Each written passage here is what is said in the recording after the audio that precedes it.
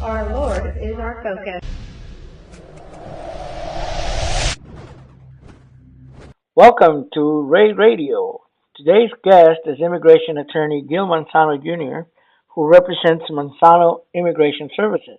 They are a law firm licensed to practice immigration law across the United States. Welcome, Gil. It's a pleasure to have you on the program today. Well, thank you very much for having me. Hey, Gil, first of all, I would like to ask you and get this out of the way, knowing that you, like me, are an avid racquetball player. How's that powerful drive serve of yours coming along?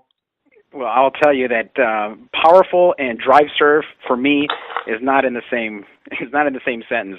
But I've been definitely trying to work on it. I think I've been able to master at least 3 good serves. But I think I'm going to have to get out there with you and maybe you can give me a few pointers on how to do that powerful drive serve. But I'm really enjoying it. I'm playing probably at least 2-3 times a week. Well, good. So that's 9 points a week that you can get on your drive serve. I'm trying to. Yeah.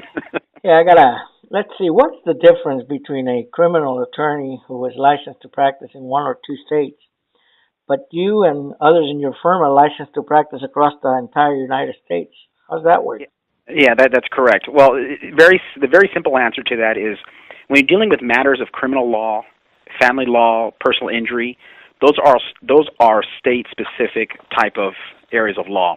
So you would need to have a licensed attorney from that specific state from wherever these individuals are. So, for example, if you came across and you had a criminal matter and you were a Texas resident, then you would need a Texas licensed attorney to represent you. However, immigration is under the auspices of the federal rules and regulations, specifically under Title 8 of the Code of Federal Regulations. So that goes all the way across the United States. So regardless if you're in California, you could be in Maine, you could be in Florida, we represent those specific individuals in immigration matters and in immigration court. And those are having to deal with deportation type proceedings, but in the more simpler matters of filing immigration applications for family-based petitions, it really doesn't matter where we're sitting. We have offices here in Texas and Nevada and other places. We help individuals all across the United States file applications for them, as long as they're residents within the 50 states of the Union. So that's really the major difference, is that we handle federal immigration matters, and the other type of criminal law and family law matters are state-specific. So we can practice anywhere. Okay, so you're not limited to the continental United States then? No, not at all, because many of the individuals who are here with the United States are petitioning family members who are outside the United States. We have a lot of people who have parents and brothers and sisters out in Mexico, a lot of South American countries. We have Canada. We have some Canadians. We have some all over parts of Europe. So, yeah, the individuals petitioning are generally here with the United States, or some beneficiaries they're petitioning for are here in the United States, but many of them are outside the country, and so we do help people outside the country as well. Okay. With that said, how can you tell our audience how you guys can help them navigate through this maze that is the immigration process?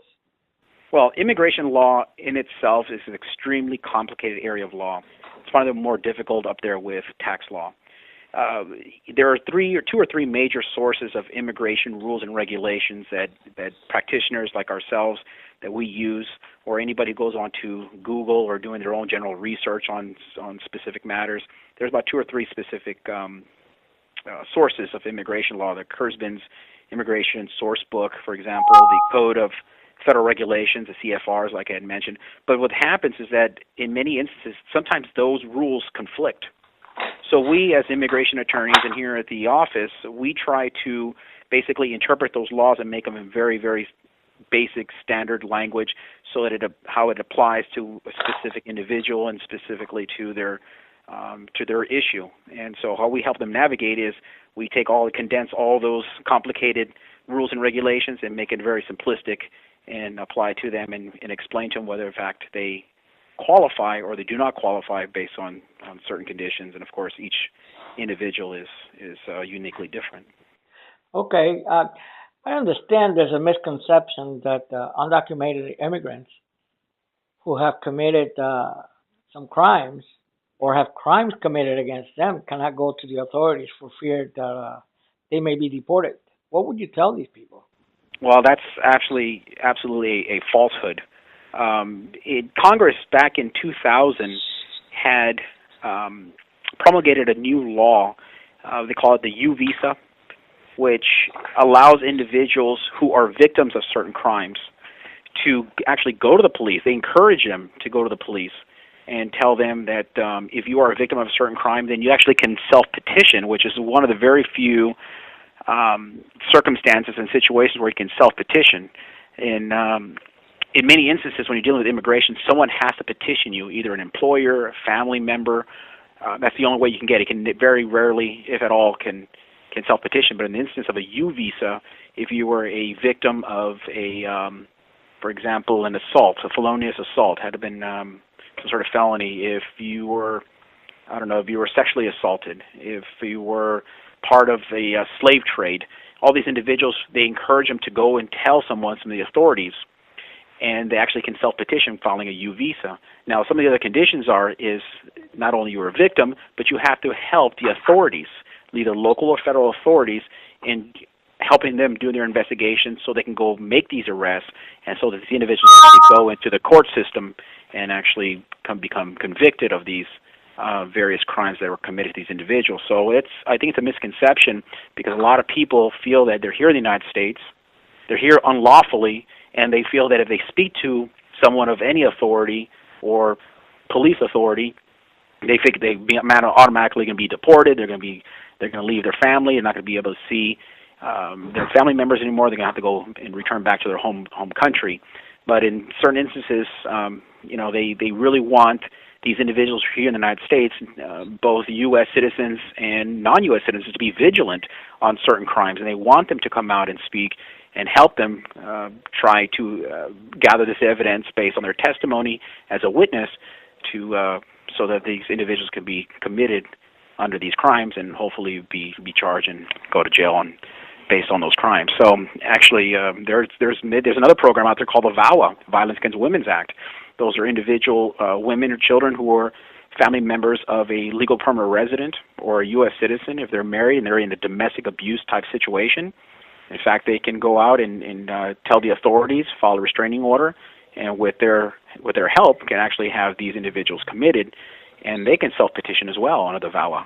So there are some programs out there that I think people are not aware of.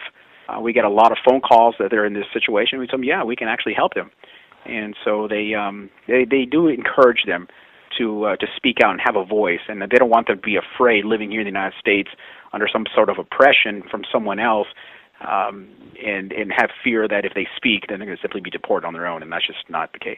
Yeah, that sounds like a double whammy. So basically, they should not fear being deported when they go to the authorities. That's correct. They should not have any fear, and I think much of the time that we not only do we the practice of law representing individuals, we also educate the local communities and have seminars and try to do some sort of material so they can understand that they could be informed. Because many times we tell them, they're like, I didn't know that. It seems to be always the same response, like, I didn't know that, or I've heard, but I'm not quite sure what that means for me. So it's just a matter of being educated and being informed. So I think we as a community have an obligation to do that. Yeah, that's part of what this program is about. And can you elaborate on deportations? Why do they happen? Are they the result of being just undocumented, or does it get precipitated by someone committing a crime? Well, most often when someone is placed into deportation proceedings, it is because they had committed some sort of crime.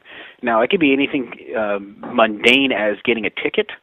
They get stopped, they fail to use their blinker, they made a left turn, or they ran the stop sign, and they get stopped, and then they find out that they're undocumented because they cannot provide the necessary identification that the police officer is asking them for, all the way up to trafficking drugs, assault, or committing even more heinous crimes. So any time that individual comes in contact with a police officer for something as mundane as I mentioned, or as a higher type crime, then the police officers most often will notify immigration that they have an individual in custody that had committed some sort of crime, and that they've been notified that once they're processed and they resolve their underlying criminal action, they'll eventually be transferred over to immigration and customs, which is ICE, and then they'll start the deportation proceedings. And that's when someone like me then comes in to help them with that final phase of their crime issue, which is the deportation and immigration, and we go and meet with them at the jails, or we meet with their family members and discuss exactly what had happened and determine whether, in fact, they have any sort of remedy so that we can help them. And most often we can, unless it really depends on the type of crime. If it's a felony or higher, more higher type of crime where that they really just can't help them, then we still be just telling them we cannot. But more often than not, we actually are able to give them, able to get them bonds, and get them bonded out of the jail and get them into deportation proceedings, which generally last a couple of years.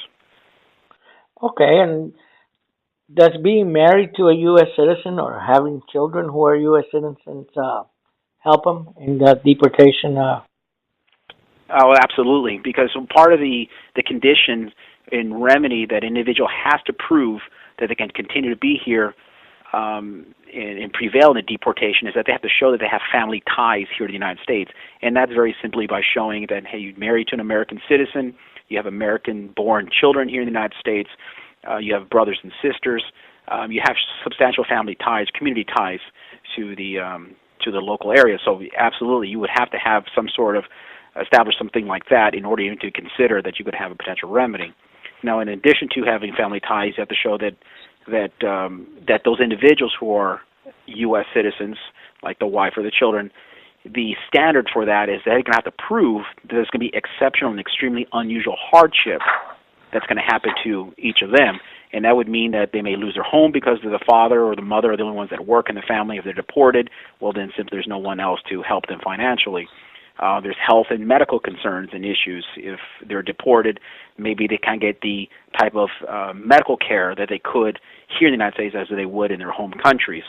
It's most often children who are born here in the United States and never even been, or even speak the language of their parents' home country.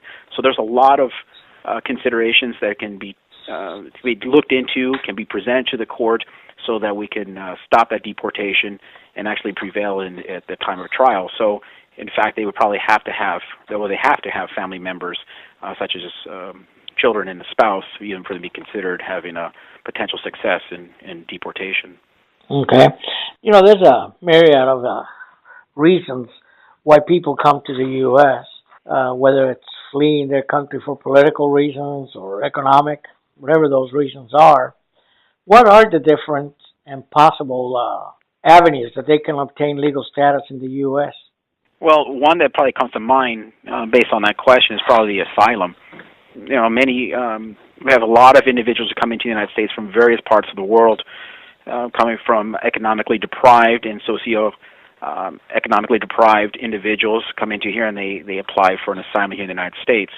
The asylum is based on individuals who was persecuted in their home country based on race, religion, their nationality, or political opinion, or their political views, if they were considered a threat to their own government. So asylum is a big one that many of the people use when they come in. But the thing about the asylum is that it has to be filed within 1 year of the time that they arrived. So a lot of people don't know that, and they often pass the time for them to have filed an application. And we call those affirmative type applications, meaning that, hey, I'm coming here to the United States.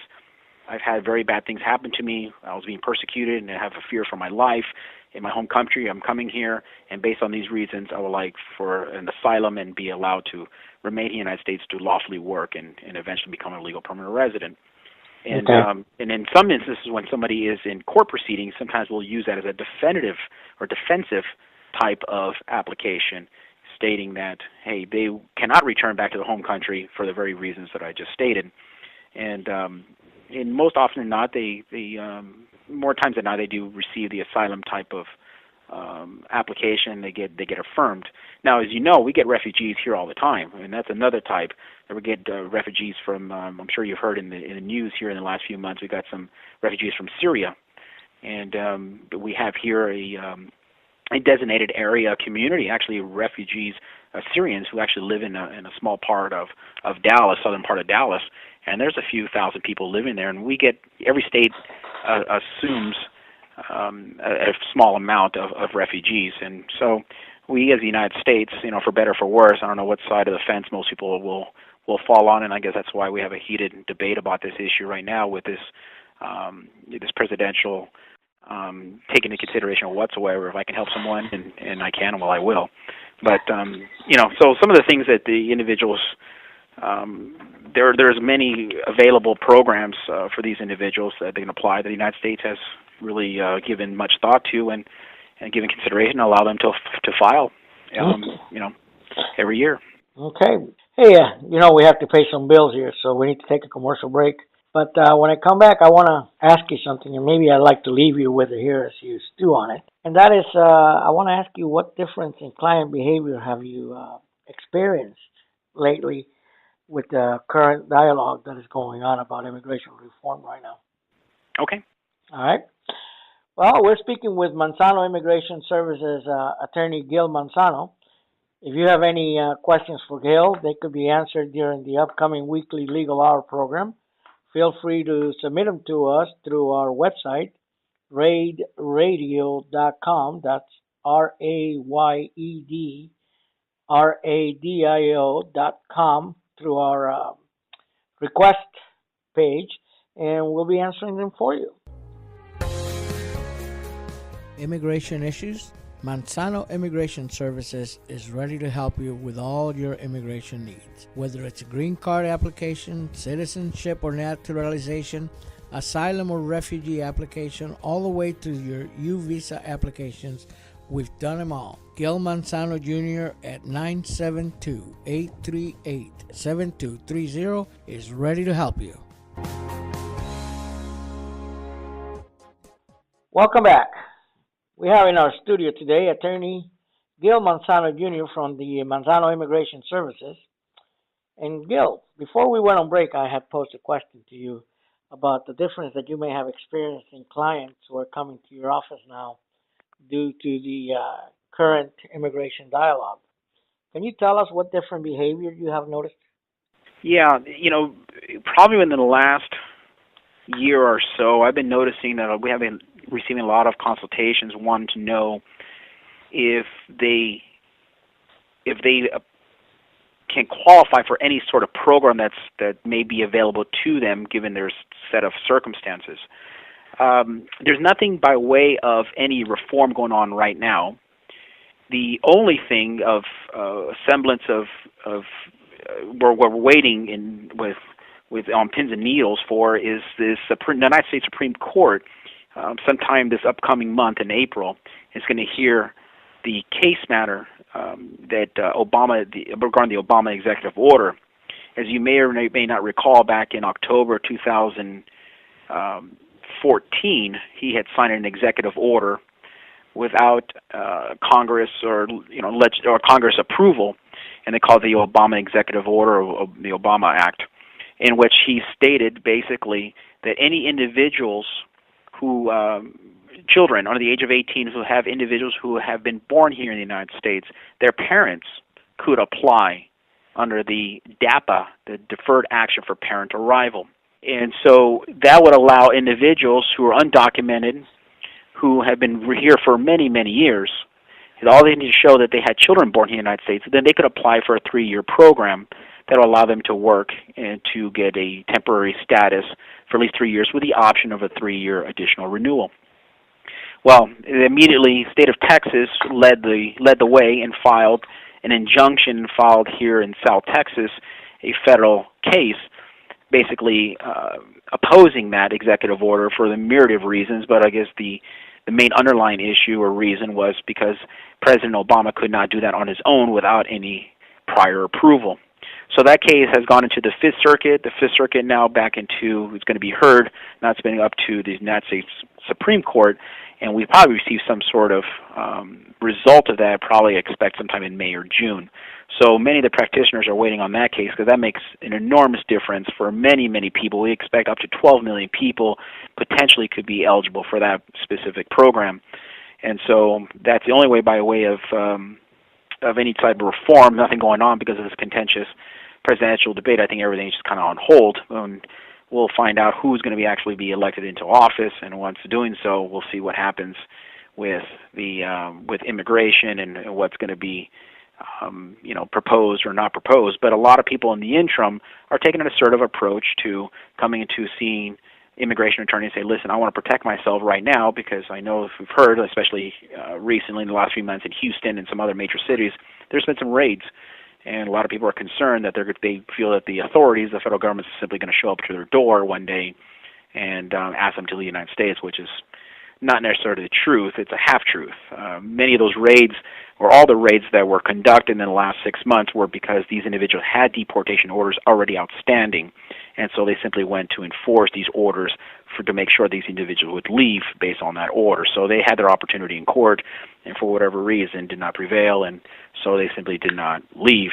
So they went and enforced these orders. So I think the biggest thing that I would like for people to take away is that, simply because you're undocumented or without any status, the very likelihood of somebody coming to your door and just asking you to leave is extremely remote. Right. Hey, I'm not going to ask you to name any clients here, but can you give us a couple of examples of cases where you have helped a client successfully navigate through this maze? Well, we had, I guess one in particular comes to mind is that we had this individual who was in immigration proceedings. This was about a year or two ago, and he had gone to 3 previous attorneys, all of whom had told him that they couldn't help him. We ended up helping him, got him a bond, and was able to allow him to come out and actually have an opportunity to fight his case in immigration court. As I had mentioned earlier, the immigration laws and regulations are extremely difficult to interpret, and they're extremely difficult to understand if you're not dealing with this kind of matter every single day. We've helped many individuals who have come from other attorneys that have told them that they cannot help them, or simply told them they could, but in fact didn't have any legal remedy. So, I think that they should always get a second opinion after they've spoken to an attorney, and get a second or third opinion on their case, so that they absolutely get a good sense of what their case is or isn't. And because we've had many instances where people have paid for attorneys and non-attorneys for that matter, and unfortunately not got the result that they were expecting because they just simply didn't have it. So this maze of, as you call it, is extremely difficult to navigate because there's just many misconceptions of what they are eligible to do and not do. Okay. Gil, through our ministry, as you're aware, we counsel some people, and I have personally had to advise some of our Latino counselees that they should be careful because they're considering going to a notary public for advice. Right. And these people are going to a notary public seeking representation in immigration court. I don't believe that's legal here. I know that in a lot of the Latin countries, it is a notary public carries a lot of weight. Mm-hmm. However, I don't think that's the case here. Can you address this issue? It is so prevalent, man, in the Latino community, and it is. I feel like these people are being taken advantage of. Well, yeah, and the reason why it's so prevalent is because, especially like in Mexico or some of the Latin, South American countries, a notario is an attorney. So when they see the word notario listed on these various offices, and it's everywhere. It's prevalent in Vegas, it's prevalent in Los Angeles, it's here in Dallas, in the Dallas area.